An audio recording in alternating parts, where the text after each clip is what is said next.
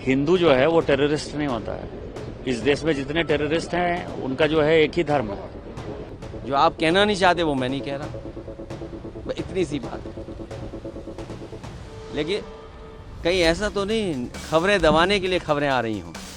आपकी आवाज को सुनने आ रही है प्रभात खबर इलेक्शन एक्सप्रेस। देखते रहिए प्रभात खबर इलेक्शन एक्सप्रेस।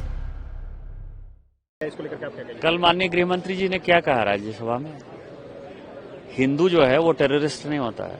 इस देश में जितने टेररिस्ट हैं उनका जो है एक ही धर्म है, इसीलिए वो प्रूफ हो गया।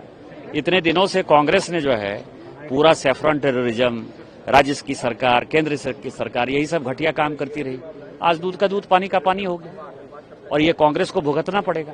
और शिवसेना की तोड़फोड़ जो हुई, एकनाथ शिंदे साहब भी इसी कारण से निकले। उनको लगता था कि ये मुस्लिम पॉलिटिक्स कर रहे हैं। लेकिन ओवैसी ने ट्वीट किया है कि जो इस केस में जो वकील थी रोहिणी सालियान, उन्होंने पहले ही एनआईए पे आरोप लगाया था कि वो सॉफ्ट। अरे क्या उस वक्त तो पाकिस्तान ब्लास्ट कर रहा था ना भाई, यहाँ के लोगों से तो कोई मतलब नहीं है ना। 2011 की जो ब्लास्ट हुई, 2012 की जो ब्लास्ट हुई, 2013 की जो ब्लास्ट हुई या 2008 में जो घटना हुई, सब तो पाकिस्तान स्पॉन्सर्ड था ना। तो पाकिस्तान के टेररिस्ट को पकड़ने के बदले आप हिंदुस्तान के लोगों को क्यों दोष दे रहे थे? हम तो आज भी कह रहे हैं कि हिंदुस्तान में जो रहता है, जैसे ओवैसी साहब हैं, इस घटना के पहलगांव घटना के बाद यदि किसी ने सबसे ज्यादा भारत माता की जय लगाया तो ओवैसी साहब ने लगाया ना। यहां हिंदू मुस्लिम सिख ईसाई सभी मिलकर रहते हैं, उसके ऊपर तो कोई क्वेश्चन नहीं है। लेकिन पाकिस्तान के लोग जो टेररिस्ट एक्टिविटी करते हैं उन्होंने ये ब्लास्ट किया और आपने सैफरन टेररिज्म के नाम पर जो है भारत में दंगा फसाद मचाने की कोशिश की। कांग्रेस एक्सपोज हुई है। तत्कालीन गृह मंत्री पी चिदम्बरम थे, शायद उसके लिए दोषी है ना, इसीलिए तो उनको पता था कि क्या होने वाला है। परसों से जो उन्होंने बोलना शुरू किया कि पाकिस्तान ने ही ये अटैक किया पहलगांव में, इसकी क्या गारंटी है? ये कांग्रेस की मानसिकता दिखाती है ना। जो दोषी हों उनको सजा मिलनी चाहिए। आम जन भावना यही है देश की कि जो आरोपी हैं, जो जिन्होंने इतनी बड़ी घटना की है, उनको सजा मिलनी चाहिए। रिपोर्ट मेरी जानकारी में नहीं है, मैं डिटेल में रिपोर्ट नहीं पढ़ी है मैंने। लेकिन उससे भी महत्वपूर्ण सोचिए अमेरिका में क्या हुआ। कहीं ऐसा तो नहीं न्यूज़ को दबाने के लिए नई न्यूज़।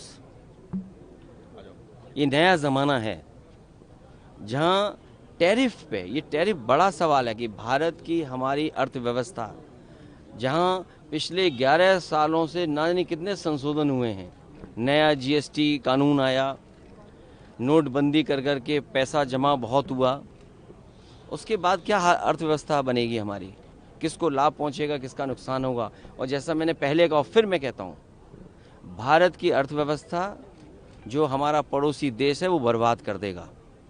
सरकार को जहां अमेरिका से वहीं चीन से भी बड़ा खतरा है।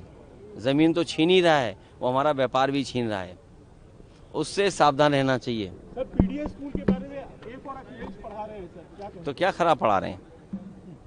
अगर नाम हमारा बदल दो, या फिर नाम तो नहीं बदला जा सकता। तो ए फॉर एप्पल पढ़ा? नहीं, ए फॉर एप्पल क्या, आज से आम भी पढ़ा। सर, कल अमित शाह ने हिंदू टेररिज्म को लेकर के हिंदू टेररिस्ट नहीं हो सकता, और आज जैसे कोर्ट का फैसला है। देखिए, मैं कुछ नहीं कह सकता। जो बात आप समझ रहे हो वही मैं समझ रहा हूँ। जो आप कहना नहीं चाहते वो मैं नहीं कह रहा, इतनी सी बात है। लेकिन कहीं ऐसा तो नहीं खबरें दबाने के लिए खबरें आ रही हों।